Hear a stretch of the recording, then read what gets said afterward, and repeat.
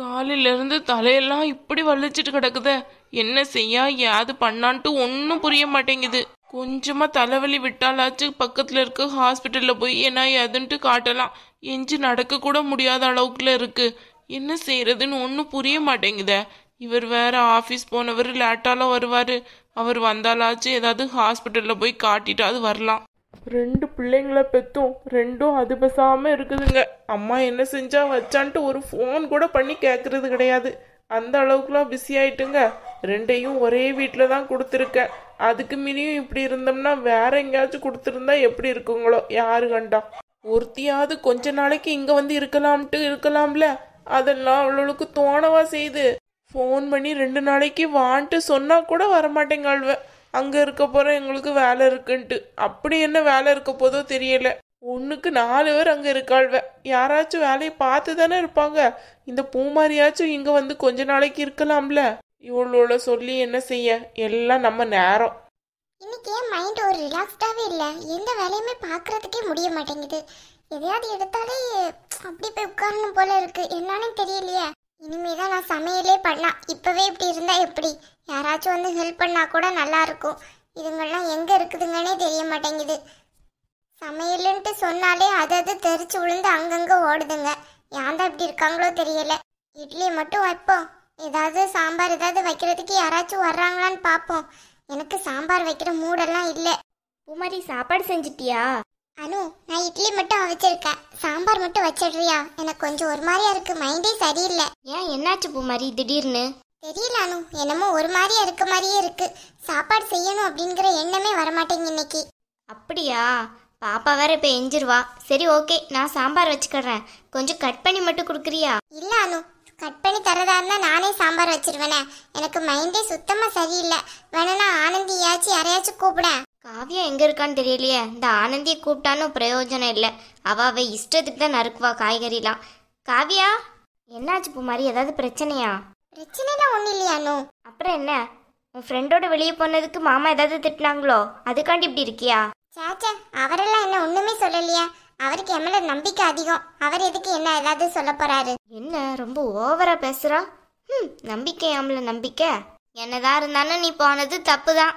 அது அருண் மாமாக்கே தெரியும். இருந்தாலும் சரின்னு விடுறாருன்னா அதுல ஏதோ ஒரு இது இருக்கு. அதெல்லாம் இன்னும் கொஞ்ச நாளைக்கு அப்புறம் தான் தெரியும். இப்போதைக்கு தெரியாது. உடனே உன்னை நம்புறாருன்னு தான் நினைச்சிடாத பூமாரி. என்ன நோக்கா, கூப்பிட்டீங்களா? ஆமா காவியா, நான் தான் கூப்பிட்டேன். கொஞ்சம் காய்கறி மட்டும் கட் பண்ண வேண்டியது இருக்கு. அதை மட்டும் கட் பண்ணி கொடுத்துட்றியா? நான் சாம்பார் வச்சிடுறேன். இல்லை அனுக்கா, நீங்களே இன்னைக்கு ஒரு நாள் பார்த்துருங்களேன். எனக்கு மைண்டே சரியில்லை. காலையில் எஞ்சதுலேருந்து ஒரு மாதிரியா இருக்கு. ஏ காவியா, உனக்குமா அப்படி இருக்கு? ஏன் பூமாரி அக்கா, என்னாச்சு? இல்ல காவியா, எனக்கும் காலையில எஞ்சதுலேருந்தே மைண்டே சரியில்லை. ஒரு மாதிரியா இருந்துட்டே இருக்கு.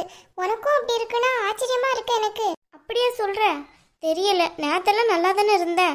இன்னைக்கு என்னமோ தெரியல, காலையில எஞ்சதுலேருந்தே ஒரு மாதிரியா இருக்கு பூமாரி அக்கா. எனக்கும் அப்படிதான் இருக்கு காவியா. என்ன பிரச்சனை ஆக போதோ தெரியல. பயமா இருக்கு. நீ ஏன் அப்படியெல்லாம் நினைக்கிற?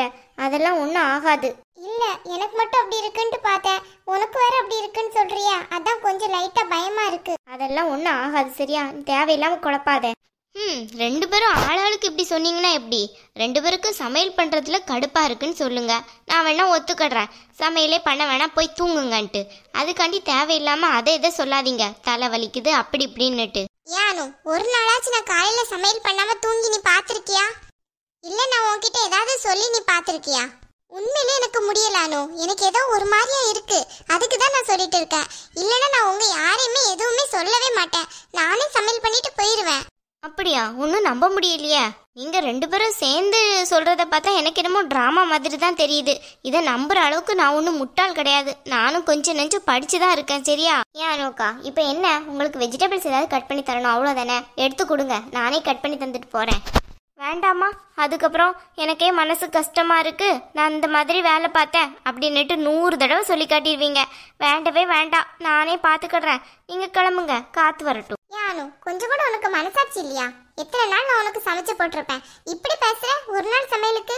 மனசாட்சியை பத்தி பேசுறதுக்கு இங்க என்ன இருக்கு பூமாரி? தேவையில்லாம அதை இழுத்துட்டு இருக்க. அப்புறம் நானும் பார்த்துக்கிட்டே இருக்கேன். தேவையில்லாம நீதான் பிரச்சனை பண்ணிக்கிட்டு இருக்க. எங்க 2 பேருக்கும் முடியலன்னு தானே சொல்றோம். நீயும் ஆனந்தியும் இருந்து சமையல பண்ணா என்னவா? ஆனந்திக்குமா தலைவலின்னு சொல்றா? ஆமாம், அவ சும்மாவே சொல்லுவா. இப்போ நாங்கள் 2 பேரும் சமையல்ன்ட்டு சொன்னோம்னா அவ்வளோதான், போய் படுத்தே செய்வா. எனக்கு ஃபீவர் வந்துட்டு அப்படி இப்படின்ட்டுருவா. நீங்களாம் ஏன் கற்பனை பண்ணுறீங்க? ஆனந்தியை கூப்பிட்டு ஒரு வாட்டி கேட்டு பாருங்க. அவளால் முடிஞ்சு அவள் சமையல் செய்யட்டுமே. ஏன் நீ கூப்பிட? உனக்கு தான் வாய் இருக்கத்தானே செய்யுது, இல்லாமையா இருக்கு? ஏன் நோக்கா இப்படி இருக்கீங்க? கொஞ்சம் கூட விட்டு கொடுத்து போக மாட்டேங்கிறீங்க.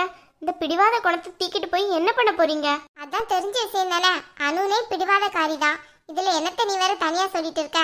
ஆனந்தியை கூப்பிடு, அவ என்ன காரணம் சொல்றான்ட்டு பாப்போம். ஆனந்தி, என்ன பூமாரி அக்கா, இவ ஆரம்பத்திலே கண்ணை கசிக்கிட்டு இருக்கா. அனுக்கா சொன்ன மாதிரியே ஏதாவது சொல்லுவாளோ?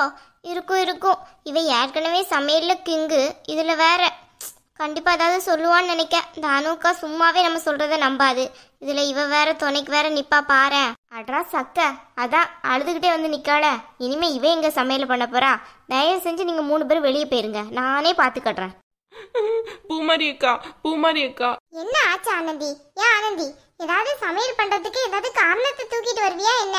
இப்ப எதுக்கு தேவையில்லாம அழுதுகிட்டு இருக்க? இல்லை பூமாரி அக்கா, எனக்கு ஒரு ஃபோன் வந்துச்சு. உங்கள் ஃபோன் தான். நான் எடுத்து யாருன்ட்டு கேட்டேன்னா அம்மா இருக்காங்கல்ல. அம்மாவா? என்னாச்சு? அம்மா ஃபோன் பண்ணாங்களா? அக்கா, இந்த அம்மாவுக்கு ஒரு வேலையே இல்லை. பேசாம அம்மா கையில் இருக்க ஃபோனை வாங்கிடணும்னு நினைக்கிறேன். ஒய்யாம அடிச்சுட்டே இருக்காங்கக்கா, காலையில் மதியம்ன்ட்டு. யார் தான் இப்படி இருக்காங்களோ தெரியல. நம்மளுக்கும் வேலை இருக்குன்ட்டு அவங்களுக்கு தோணுதான்னு பாரு. எனக்கும் அப்படிதான் காவியா அடிச்சுக்கிட்டே இருக்காங்க. எத்தனை வாட்டியும் சொல்லியாச்சு ஒய்யாம ஃபோன் பண்ணாதீங்கன்ட்டு. திருப்பி பண்ணிட்டு தான் இருக்காங்க. அதான் சைலண்ட்ல போட்டு வச்சுட்டு வந்தேன். பூமாரி அக்கா, அம்மா இருக்காங்கல்ல, அவங்களுக்கு தலைவலின்ட்டு மயங்கி விழுந்துட்டாங்களாம். ஹாஸ்பிட்டல் கூட்டு போயிருக்காங்களாம். ஆனந்தி, நீ என்ன சொல்ற? ஐயோ, அம்மாக்கு என்னாச்சு ஆனந்தி? எனக்கு என்ன ஆச்சுன்னு தெரியலக்கா. ஃபோன் வந்தது, எடுத்து கேட்டேனா அப்பதான் சொன்னாங்க ஹாஸ்பிட்டல் கூட்டிட்டு போயிட்டு இருக்காங்களாம். உங்களை உடனே வர சொல்றாங்க. ஆனந்தி, விளையாடாத. அம்மா காலையில தான் என்கிட்ட பேசினாங்க. அக்கா, நான் ஏன் விளையாட போறேன்? உண்மையிலே ஃபோன் வந்துச்சு. சீக்கிரமா கிளம்புங்க 2 பேரும். ஐயோ, அம்மாக்கு என்னாச்சுன்னு தெரியலையே. நான் வேற தேவையில்லாம போனை வேற சைலண்ட்ல போட்டிருக்கேன். எனக்கு அவங்க ட்ரை பண்ணிருப்பாங்களோ? அதான் எனக்கு காலையில இருந்தே ஒரு மாதிரியா இருக்கோ. மைண்ட் எல்லாம் சரியே இல்லாம இருந்துச்சு. இதனாலதான் இருந்திருக்கு போல. அம்மாக்கு மட்டும் எதுவும் ஆகவே கூடாது. பூமாரி அக்கா, என்ன சொல்றா இவ? உண்மை சொல்றாளா பொய் சொல்றாளான்னு ஒன்னும் புரியலையே. ஏய் காவியா, லூசா நீ? யாராச்சும் பொய் சொல்லிட்டு போவாங்களா? சீக்கிரமா 2 பேரும் கிளம்புங்க. உங்க அம்மாக்கு என்னாச்சுன்னு போய் பாருங்க. அனு, ஏதாவது வச்சு சமாளிச்சுக்கோ. இன்னைக்கு காலையில நான் போய் அம்மாக்கு என்னாச்சுன்னு பாத்துட்டு வர்றேன். லூசா நீ? காலையில் ஏதாவது வச்சு சமாளிச்சுக்கிறது எனக்கு தெரியும். நீ முதல்ல கிளம்பு. எதை பத்தி யோசிச்சுட்டு இருக்க? காவியா, எதுல போற? அக்கா, அவர் பைக் இருக்கு, வா நம்ம 2 பேரும் போவோம். சரி. ரெண்டும் என்ன பெறவீங்களோ தெரியல. பெத்த அம்மாவை கூட போய் பார்க்க மாட்டேங்குதுங்க. அப்படி கிடச்சிடுச்சு வீடுன்ட்டு இங்கே தான் கிடக்குதுங்க. போய் பார்த்துட்டு அங்கே ஒரு 2 மாதம் இருந்துட்டு வர வேண்டினே, அது கூட தெரியல. இதெல்லாமல் இதுங்களுக்கு சொல்லி கொடுக்கணும். நம்ம வீட்லையாச்சும் ஆள் இருக்காங்க பார்க்குறதுக்கு. இவங்க வீட்டில் அது கூட கிடையாது. ரெண்டும் இவங்க தான். போய் பார்த்துட்டு வர வேண்டினே, அம்மாவை பார்க்குறதுக்கே முடியல போல. எங்கள் வீட்டில் ஆள் இருந்தும் நான் அங்கே இடையில போயிட்டு வந்துட்டு தான் இருக்கேன். இவங்கள பேர் எப்படி இருக்காங்கன்ட்டு. இதெல்லாம் நம்ம சொன்னோம்னா நம்ம பொல்லாதவ, அவங்க 2 பேரும் ரொம்ப நல்லவங்கன்ட்டு பேசுவாங்க. இதெல்லாம் நமக்கு தேவையா? நம்ம உண்டு நம்ம வேலை உண்டுன்ட்டு இருப்போம். எதுக்கு தேவையில்லாத விஷயத்துலலாம் வாயை கொடுத்து புண்ணை வாங்குறது? இன்னைக்கு சாம்பார் கதை என்னோடதா? சும்மாவே நான் வைக்கிற சாம்பார் கழனி தண்ணி மாதிரி இருக்கும். இதில் வேற இன்னைக்கு என்ன இளவன்ட்டு வரப்போறோ தெரியல. சரி, எதையாவது ஒன்று வைப்போம். ஆனால் ஒன்று, அவங்க அம்மாவுக்கு அங்கே உடம்பு சரியில்லை, இவருக்கு எப்படி இங்கே மனசு ஒரு மாதிரியா இருக்குது? அது ஒன்று தானே ஏதோ இடிக்குது. ஒருவேளை காலையிலே தெரியுமோ என்னவோ. தெரிஞ்சிருக்கும்னு நினைக்கிறேன். அதான் மனசு சரியில்லாமல் இருந்திருக்கா. நம்மக்கிட்ட சொல்ல வேணான்னு இருந்திருப்பாளோ? ஆனந்தி வந்து உடைச்சிட்டாளோ? எதுவாக இருக்கட்டும், நமக்கு என்ன? இன்னைக்கு நான் வைக்கிற சாம்பாரில் தான் எல்லாரும் உயிர் வாழ போகிறாங்க.